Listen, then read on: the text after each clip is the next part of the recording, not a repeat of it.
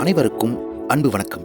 நான் உங்கள் அன்பு தோழன் சரவணன் பி. ஒரு நாளின் துவக்கத்திலும் நான் இன்று முழுவதும் அமைதியாக மகிழ்ச்சியாக இருக்க வேண்டும் என்ற எண்ணத்தை உறுதியாக மனதில் பதிய வையுங்கள்.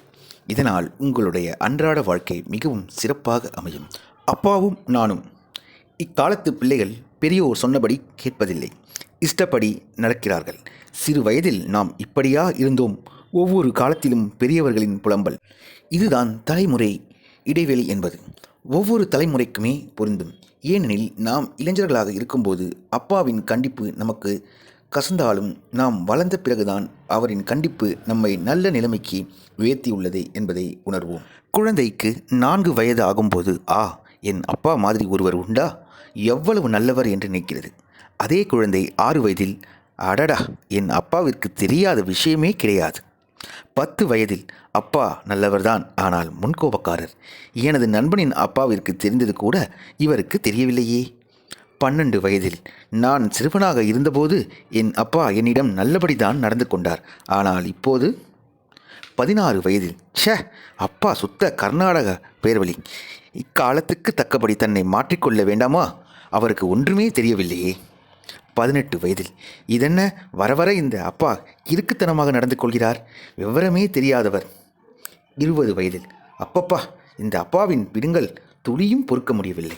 அம்மா இவருடன் எப்படிதான் இத்தனை காலம் வாழ்ந்தாலோ. 25 வயதில் எதற்கெடுத்தாலும் எதிர்ப்பு தான். எப்போதுதான் அப்பா உலகத்தை புரிந்து கொள்ளப் போகிறாரோ கடவுளே. 30வது வயதில் ஒரு குழந்தை பிறந்ததும் வர வர என் பையனை சமாளிக்கவே முடியவில்லையே. நாங்கள்லாம் சிறு வயதில் அப்பாவிற்கு எப்படி பயப்பட்டோம். 40வது வயதில் எவ்வளவு நல்ல விஷயங்களை கற்பித்தார் என் அப்பா.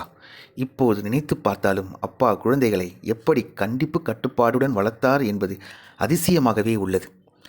45வது வயதில் என்னையும் சேர்த்து எங்கள் குடும்பத்தில் நாங்கள் 4 பேர் அப்பா எப்படித்தான் எங்களை வளர்த்து ஆளாக்கி முன்னுக்கு கொண்டு வந்தாரோ என வியப்பாக உள்ளது. 50வது வயதில் இப்போதுதான் ஒரு மகனை வளர்ப்பதற்கே மிகவும் போராட வேண்டியிருக்கிறதே. அப்பா எங்களை சேர்த்து 4 குழந்தைகளை வளர்க்க நிச்சயமாக படாத பாடுபட்டிருப்பார். 55வது வயதில் அப்பாவிற்கு தான் எவ்வளவு முன் யோசனை, எங்கள் முன்னேற்றத்திற்காக எவ்வளவு முயற்சியுடன் தகுந்த ஏற்பாடுகளை செய்தார்.